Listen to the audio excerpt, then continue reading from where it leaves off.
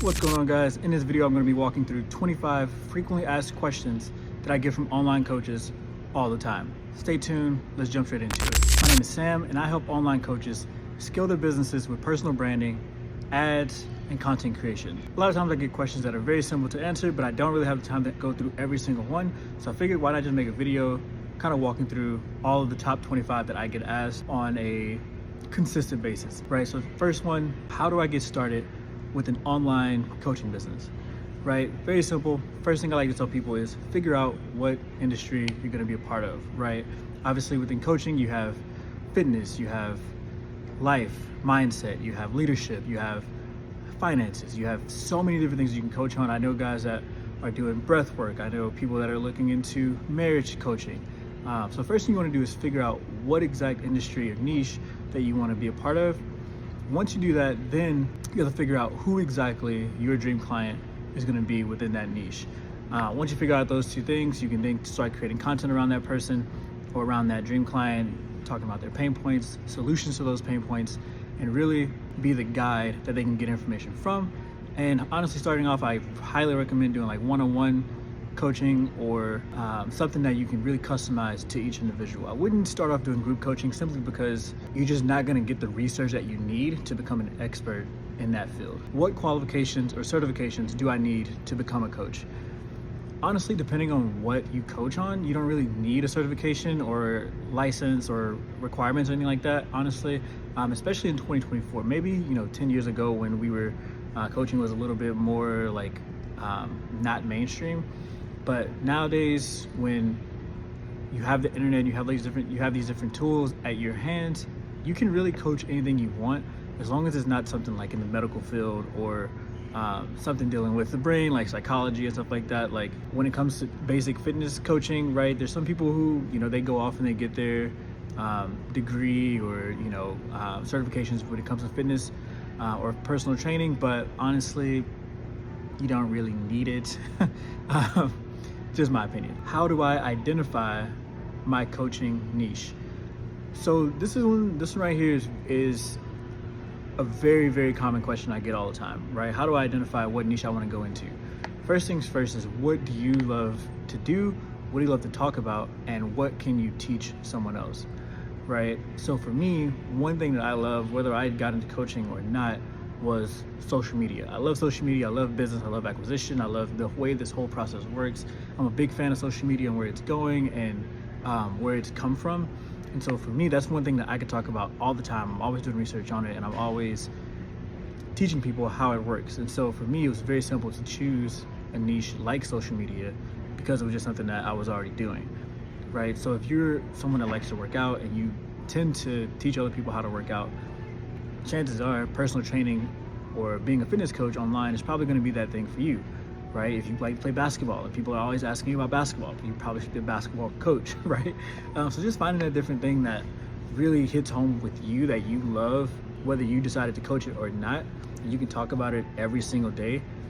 That's the thing that you want to choose to be your niche and something that you can build a coaching program around. How can I attract my first clients? Right, so kind of going back to number one, how do you attract your clients? It's very simple, right? First you have to figure out who that client even is, right? Where they hang out, what they're having trouble with, what do they like, what do they dislike, what social media platforms are they on, how do they communicate, and you really have to figure out who they are first, right? Once you do that, then you can start creating content around those pain points. For example, this video here, my dream client is coaches. Simple as that. I work with all coaches from all walks of life, and these 25 questions are things that they struggle with. So my goal is to figure out these pain points and be the solution for these pain points. Same thing with you. If you want to attract clients to you, find the pain points that they have, especially the more difficult ones, and be the solution. That way they can gather information, you can become an authority, and they go to you to get that information. Number 5, what platforms should I use to market my coaching services? In my opinion, I think 90% of coaching businesses can simply be done on your phone through Instagram, maybe using Facebook or TikTok, but honestly, Instagram is typically enough in itself to start getting the ball rolling, simply because people gravitate to it. The reels are super quick. You can make them longer if you need to. You can do talking videos, you can do B-roll videos, you can really do whatever you want There's also Threads if you want to use like more so for statuses. I think when you start getting into the higher level B2B type stuff, then you kind of want to move over to LinkedIn and stuff like that. But for most online coaches, especially in the fitness niche, life coaching, social media coaching, content creation, leadership type stuff, you can easily do that right here on Instagram and attract clients through social media that way. Number 6, how do I create a compelling coaching program? Right, so at this point, it's pretty much like the same answer over and over. You just have to figure out what your dream client's pain point is and then create around that. Be the solution for that thing. However, I think starting off, you just want to do one-on-one coaching. Don't make this too complicated, because in the beginning you don't have the case studies, you don't have the research, you're not an expert in that field. Although you may have the answer to those questions, you don't really want to like make this super complex course when you don't even know what that industry likes, right? So you might start working with fitness coaches and you might start doing group coaching, which I think in my opinion is kind of stupid, because each person is going to have their own individual and customized programs that they need to follow. Right, so that's a little bit harder to do a group program with, right? Now, if you're doing content creation and you're teaching content creation, that's a little different than fitness, where with content creation, you kind of keep it vague and general. And then if you need to, you can do quick one-on-one calls, right? And then if you're doing, something a little bit even more vague, obviously you can do only group coaching. So it really just kind of depends on what you're coaching on in the first place and what your specific dream client is wanting out of you. Number 7, how much should I charge for my coaching services? In my opinion, I think anything under $3K is pretty low. I think you should charge high ticket, especially if you're doing one-on-one coaching. $3K is like a minimum in my opinion. I think anything higher than that is perfect. I think starting out, shoot for $3K, see if you can, see how that works, and then slowly kind of ramp up as you start booking clients and working with different clients, and you start getting case studies. The more case studies you have, the higher you can raise that price. How do I set up my website and online presence? I don't think you need a website. However, to each his own with that. As far as online presence, post content all the time, right? Talk about your clients' pain points, talk about their solutions, and just help people. Simple as that. I like to say it's an 80-20 rule, right? 80% of the time you should be helping your clients, 20% of the time you can let them know about who you are.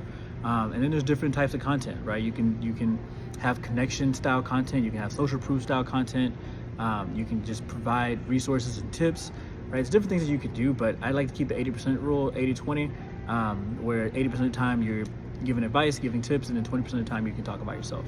What are the best social media strategies for coaches? In my opinion, I think that one, you need organic content, right? Starting off, you're gonna need anywhere between 12 to 15, maybe even 20 pieces of content, really hitting on, pain points and solutions, keeping it very simple. What does your client struggle with? Solve the problem, right? So you wanna do that about 15, 20 times. On the flip side of that, you wanna be running ads, right? You wanna get as many eyeballs on your content as possible. The purpose of the ad isn't just to spend money and to convert clients. The purpose of the ad is to get people to follow you. That way you can have new eyeballs on your content every single day, and that client or those new eyeballs are very specific to your content, right? So with the ad, you can target specifically who you want to speak to and send them directly to your content, right? That content is going to warm them up, and when they feel like you can solve that problem for them, they'll eventually reach out to you, and you don't have to do any of the lead gen or anything like that. What type of content should I post on social media? We're at number 11 right now. What type of content should I post on social media? Again, very simple, right? 80% tips, 20% about yourself. Now, within that 80%, you have social proof showing that you can actually do the thing that you're saying that you can do. 2, you want to provide tips, value, and solutions for your client. And the 3rd is connection style content, where you can maybe do a vlog or something more personal towards yourself. How do I manage client sessions and bookings, right? Very simple. Everyone does it a little different. For me, I use Calendly to book all of my calls, all of my appointments, all of my sales calls, pretty much everything. And I kind of have my own ecosystem. I'm a big Apple fan, so I use the Apple Calendar, and it all kind of links together. And then I just send an invite and, schedule it out in the calendar that, it's in. I don't like to overcomplicate things that don't need to be overcomplicated, right? As long as that appointment gets scheduled on my client's calendar and they know and I know when we're meeting, That's all that really matters, right? Don't make this harder than it needs to be. You don't need like 9 gazillion apps to track this and figure out this, and I need to purchase $1,000 CRM. Like, you don't need all that stuff. Like, dude, just know, you need to know when that client started, when their calls are, and when it ends. That's it. The rest of it is just extra, especially starting out. How do I handle client payments and invoicing? For me, I use Stripe.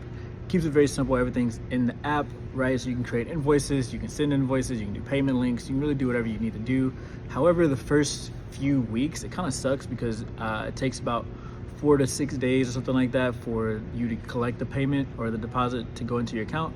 But after that, it's pretty simple. I think they take a percentage as well, just for like using the app or whatever. But at the end of the day, it's simple to use, really effective.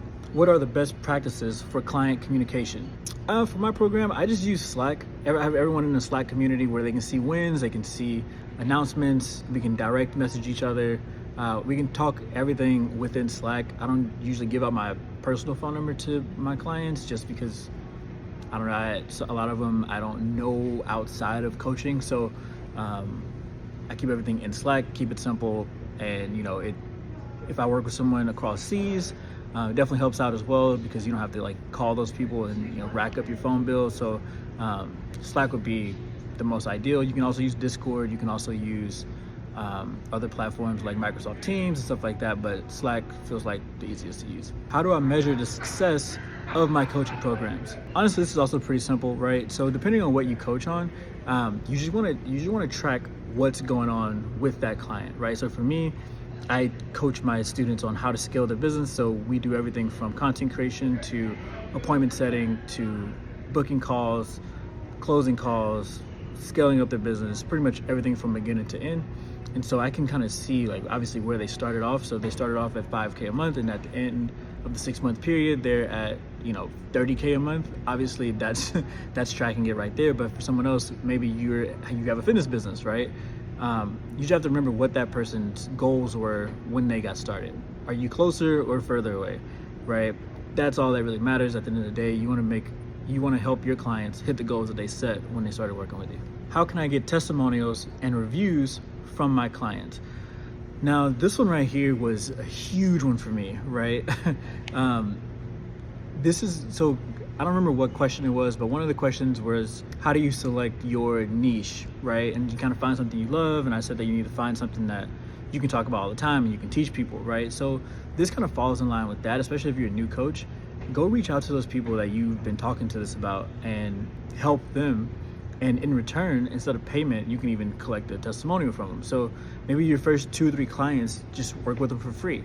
I know my first client that I worked with, she was a fitness coach, and what I did was I just sent her a message on, I think it was on TikTok actually, and I said, hey, like I started a coaching program. I help people with social media now. Like obviously I've been doing this for a while, but like I wanted to make it official.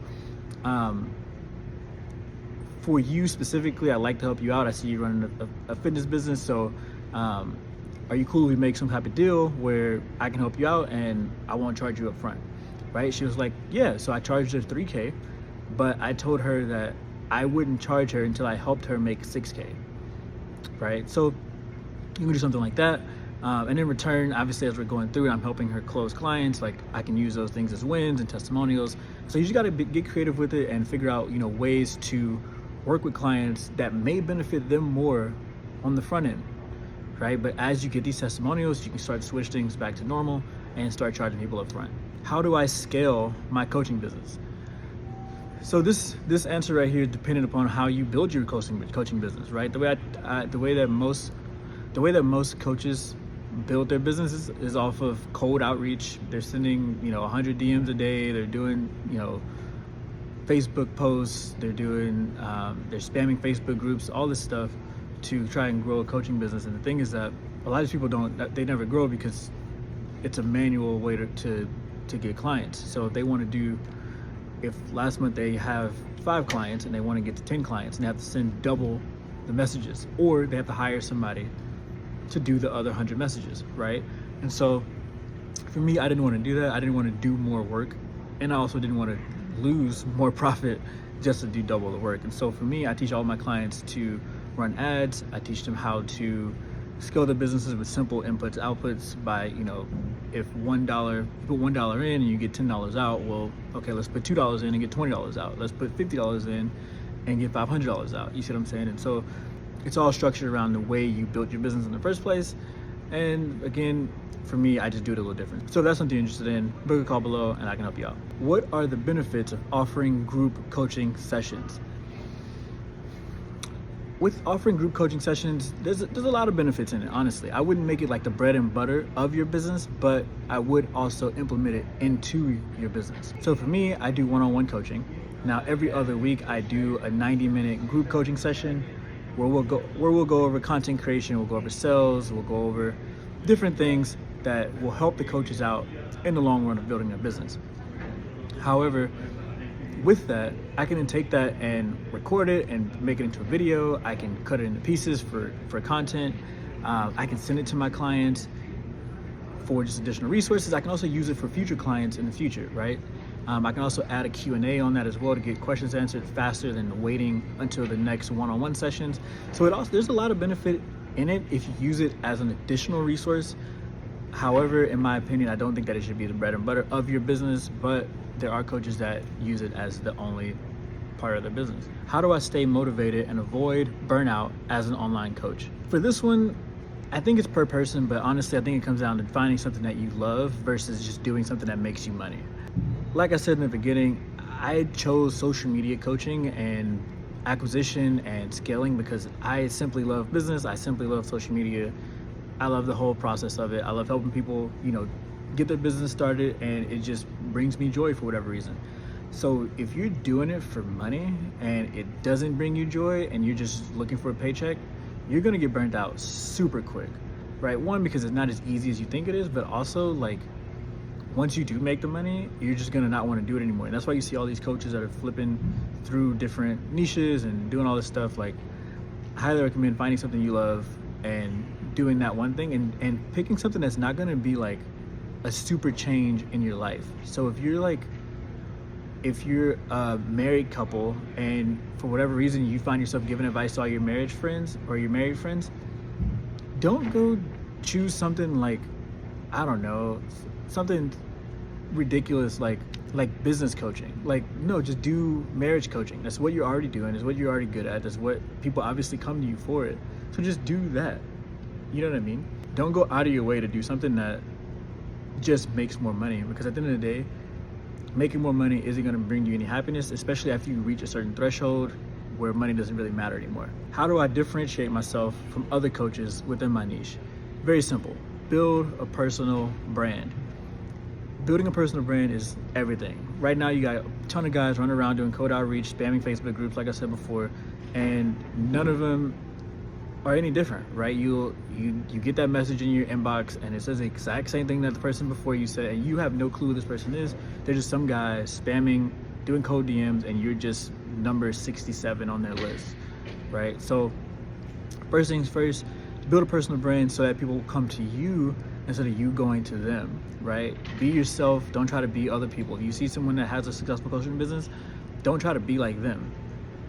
Just be you. Solve the problems that your dream client has and let them come to you. That's it. Post consistently, run your ad and let the eyeballs follow, and eventually through time you'll start booking sales calls. You'll start talking to different people in your DMs. You'll start making money in your business, and through that people will start to like you and you won't have to reach out to them. How can I network with other coaches and industry professionals? For this one, I think simply just purchasing other courses, working with different coaches within your niche. So if you're a fitness coach, maybe hire another fitness coach, or just, send messages to people, comment on different people's posts, tell them that you like the content, shoot people DMs. There's nothing wrong with sending people a message and genuinely being someone's friend. I think we kind of got away with that when social media kind of got into the business phase. No, if you respect how someone's business is, reach out to them and tell them. Simple as that. How do I keep up with industry trends and developments?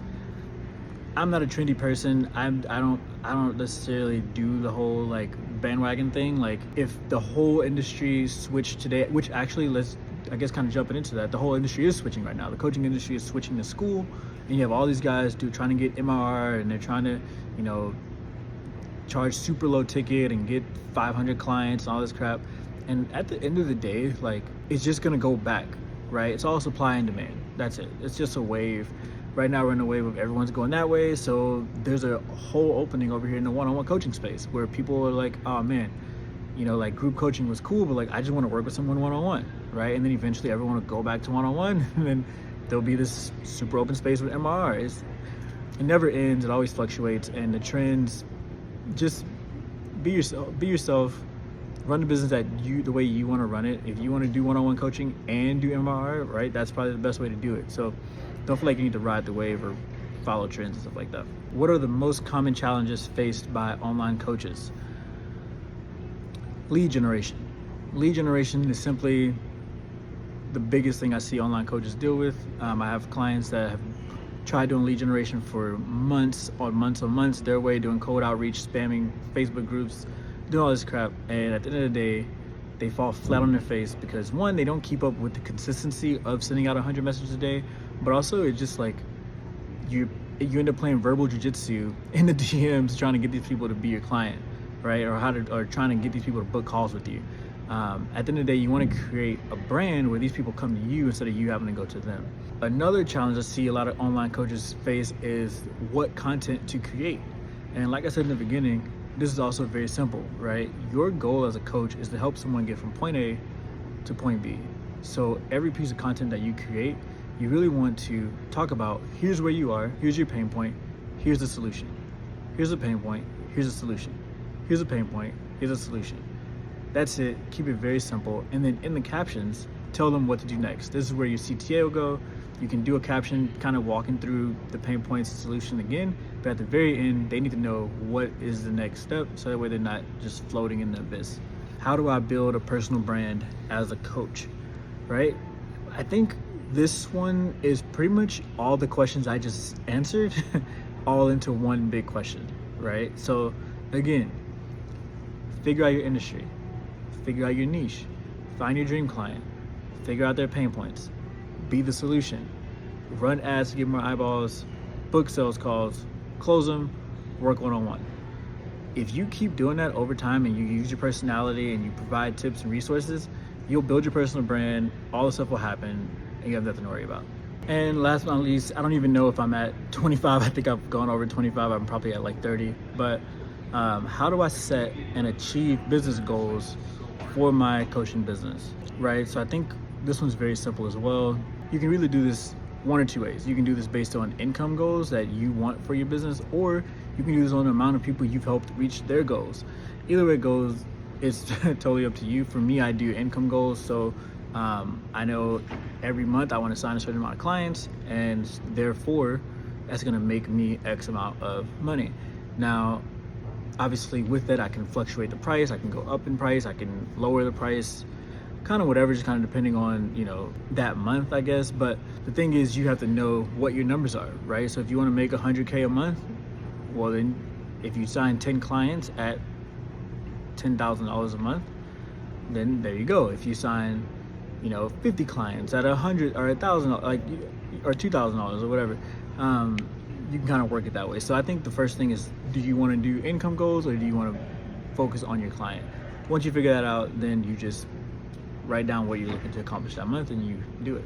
Okay, so this is really the last one. How can I maintain work-life balance as an online coach? For me, this is why I chose to do one-on-one. I do 1-hour calls every other week for 6 months, which is typically, the norm in my program, which gives me a lot of time. So if I worked with 20 clients, that's 20 hours every other week, which is more than doable. I can even split that up even more if I wanted to do, 2 clients every other day, or, every other week, or I kind of split that up a ton of different ways. But for me, I have 1 week where I'm working with all of my clients, and then next week I'm completely off, and I have 1 week, and it kind of just rotates back and forth. Now, if I wanted to work with 40 clients, I would just do 20 clients 1 week, and then 20 clients next week, and then 20 clients next week, and kind of go that way. So it really just depends. I mean, that's the cool thing about your coaching business, that one, it's your coaching business. you can essentially do anything you want to with it. You can, you know, your schedule is yours, right? You can make this completely customizable. I know a lot of people that do 3 months or 90 or like a 90-day program or a 3-month program where they work an hour every week for those 3 months, which cool, by all means. And they'll have, you know, 50 clients and they work 50 hours a week. That's just something I didn't want to do. I'd rather charge a higher amount, give people way more quality, and work with less people so I can focus on those people, versus do the opposite way where I'm working high quantity at a lower amount and give less results. So totally up to you what you want to do with that. But at the end of the day, guys, figure out what you love, figure out what you want to do, figure out what you already like teaching, and create a business around that. Don't make this too complicated. If you need help with this process at all, by any means, I do work with new coaches. However, I mostly work with coaches that are already established. So if this is something you need help with, if you want to scale your business, if you want to create a brand around your company or your business, and you're having troubles with any of this stuff, you're not having a full calendar, whether it's you don't know how to go and do this whole process, go ahead and book a call below in the description. We can start working one-on-one together and get things moving for you. So with that, guys, I'm gonna wrap up here, and I'll catch you guys on the next one. Peace.